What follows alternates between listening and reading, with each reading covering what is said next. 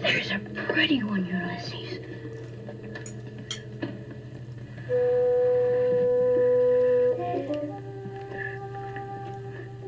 There it is. Well, hello, BookTube. I'm Sean the Book Maniac. Welcome back to my channel. Let's try this again, shall we? I am deleting the really grumpy and ill-fated version of this Friday Reads that I filmed about an hour ago. And I've calmed down. I talked to Britta on Voxer and vented all my negative energy to her, the poor dear. Couldn't have a cigarette because I quit smoking about 4 years ago, but that probably would have helped, and I'm back. We're going to try this again. I've had a shitty reading week, and that is part of why I was grumpy. And it's pouring rain again, and that made me grumpy. And so I filmed my Friday Reads sitting in on my sofa here, and I was torquing the tripod, the angle of the iPad that I used to film all my videos, so that you couldn't see how messy the little table beside where I sit was, so that clutter was not on the video. But once I started watching it, it's like my view was from here. It just looked so stupid. I was just so, I was on my first cup of coffee and nothing was going well. And then the more I watched that video, that grumpy 12-minute video, it's like I had a big wad of toothpaste right here. It was so obvious. I mean, if you were watching it on a small size, you probably wouldn't have noticed, but lots of people watch it on a big screen TV, and there was no way I was putting that out into the universe. So after I talked to Britta, we didn't actually talk, but after I vented to Britta on Voxer and took a few deep breaths, I am back. Let's try this again with a second cup of coffee, shall we? Oh, God. So yeah, there's the weather. Well, actually it doesn't... Oh yeah, it's still raining. Maybe I won't be able to film outside again till next spring, people, the way the weather's going. So that's just... I don't know why it depresses me, but I know how much some of you love an outdoor Friday Reads, and I certainly love doing them, but it's just not meant to be in August. So yeah, a crappy reading week, I will tell you about it, but now that I'm feeling more grounded and in touch with all the positive energies of the universe, it should be uplifting for you all to listen to me bitch about all this stuff. So the first thing, and this was really disappointing because I did a Sunday sentence video on Sunday, and one of the quotes was from this new book that I had started from Portugal. Teolinda Gersau's novel, The Word Tree, translated from the Portuguese by Margaret Jewel Costa. And that sentence I thought was gorgeous. Several of you commented on that video that it was gorgeous, and it was.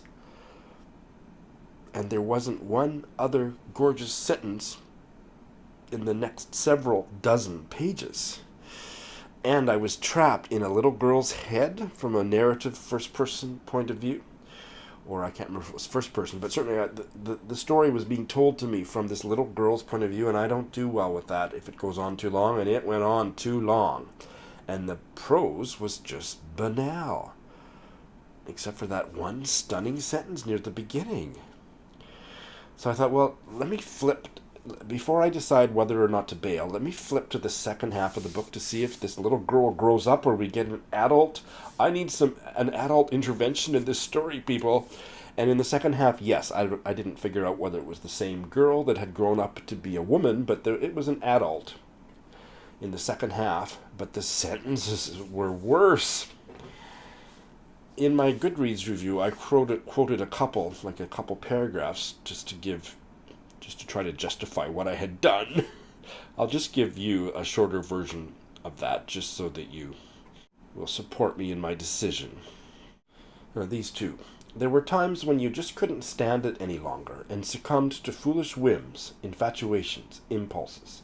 And that was fine. It was your business and nobody else's. That's not terrible writing, but that is not literary. Especially, it was your business and nobody else's. To me, that's a bail-worthy sentence. I don't want that kind of cliched thinking or writing in my literary fiction. Woof. So I bailed. Too bad, so sad.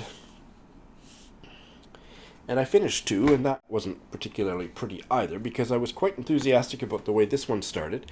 Vain Shadows by Jane Hervey, a 1961 novel from Persephone that I was buddy reading with Leah, and last week I was saying, it sounds kind of cliche, doesn't it? But no, in fact, it's not. It was. This was terrible. 2 stars. Now, Leah liked it a lot better than I did. I don't think Leah loved it, but I skimmed the second half because if you remember, the old colonel kicks the bucket in chapter 1. And then his widow, and she's quite elderly, and their middle-aged children, and a granddaughter, and the servants all come to terms with, planning the funeral, what's going to happen next, and what will be in the will. And by around the halfway point, it was obvious to me that the writer had one idea about each character, and that was all there was to each character. The widow had been unhappily married. Her granddaughter was unhappily married and having a love affair. The oldest son was immature and hopelessly sexually obsessed with his pert young wife. The middle child was possibly gay and was the real brains and the only one who showed any maturity in the family. The youngest son, she didn't even come up with one idea for him. And these one-dimensional characters that only had one thing about them that we learned in the course of the novel walked around like zombies, spouting their lines. There was humor, but when the characters were so one-dimensional, by the end the humor left me cold as well. Whereas Leah enjoyed the humor throughout, I lost the thread of that. I need full, rich characters to enjoy humor, and that wasn't any of that happening. So I did finish it. It was awful. Change of tone to talk about this book, because this was a very different experience, and it wasn't a book that I enjoyed, and I was perhaps foolish to try it, but I did start and finish this memoir from France, The Little Girl on the Ice Floe by Adelaide Bon, translated from the French by Ruth Diver. And this is a memoir of her being sexually assaulted by a stranger when she was 9 years old, and how that screwed up her life well into adulthood and getting married and having a family. And then there was a court case. I just don't do well with this type of memoir, and I know that now. I did finish it, and I did finally start to connect with the story during the narration of the court case at the end, but it's competently written. It's a very important book, and it's going to speak to, help, resonate with many a reader, but I am not one of them, and you will never hear me say one bad word about it. It's just not for me. But I gave it 4 stars because it was well done. So that's what I finished. I have started one, and it's going pretty well. I had just enough time before Women in Translation Month finishes at the end of the night, Saturday. And so I started a short novella from Haiti, translated from the French. The Color of Dawn by Yannick Lahens, translated from the French by Alison Leyland. It's on Scribd, and I am enjoying it. I'm only 15% of the way in, and it's about 3 generations living in the same house of a extended Haitian family. There might even be 4 generations. Each chapter is narrated by a different character, and the characters keep changing, and I'm having trouble getting a sense of who all is living in this house so far, but I'm enjoying that process. I wouldn't say the writing is mind-blowingly great, but it does have its own verve and character to it, and I can picture these people speaking that way, because sometimes it feels a bit overwritten, but I can imagine a dramatic Haitian woman talking like this in almost a sing-song way, and I'm so far cautiously optimistic that it's going to be one of the successes of Women in Translation Month. So yeah, this sounds like it was just a dreadful week of reading, and all of this negative stuff I've just talked about has been mitigated by the fact that I have several books in progress, most of them for Women in Translation Month, that I'm not finished with, that I'm absolutely loving. So it hasn't been that bad. I'm not going to tell you about those books because I'm not finished, and I probably won't finish two of them until well into next month. But that's been my mainstay, and that's been my literary sustenance. So don't feel too bad for me, but I do want a little bit of your sympathy. In terms of what's coming up, I just put up a September TBR, so I won't go on too long about the two of these books that I've talked about at length there. But one that I didn't mention there is the next book in the Faber stories that Doris and I will be reading, and that's Claire Keegan's The Forester's Daughter. Let's hope this one isn't dreadful like the last one, but we will be starting this in the coming days. And as I talked about on my TBR video, Cousin of Always Doing and I will be reading this, buddy reading this. We're going to meet next weekend and make a video about our response to One Fine Day, a 1947 novella by Molly Painter Downs. So I'm looking forward to starting this on Sunday. Well, not even 2 cups of coffee was enough to wake my sad old brain up. I forgot to mention that the second of the scheduled buddy reads was Aaron Daddy Roy's The God of Small Things with my friend from Litzy, Maggie, aka March Payne. I can't wait to dive into that on Sunday too. The next two are more I'm speculating that I will probably start them because I don't have any other buddy reads starting in the coming week. But I'll probably get a start on this one. This is a collection of short stories called Bobcat and Other Stories by Rebecca Lee. This is going to be a buddy read with the inimitable Joe Smith.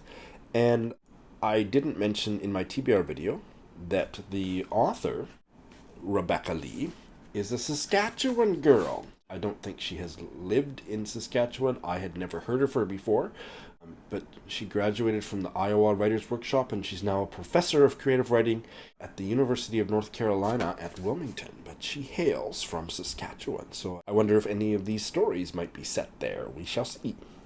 And at long last, I am planning to pick this back up and continue with this novel, Tantuan Eng's The Garden of Evening Mists, which I started way back in...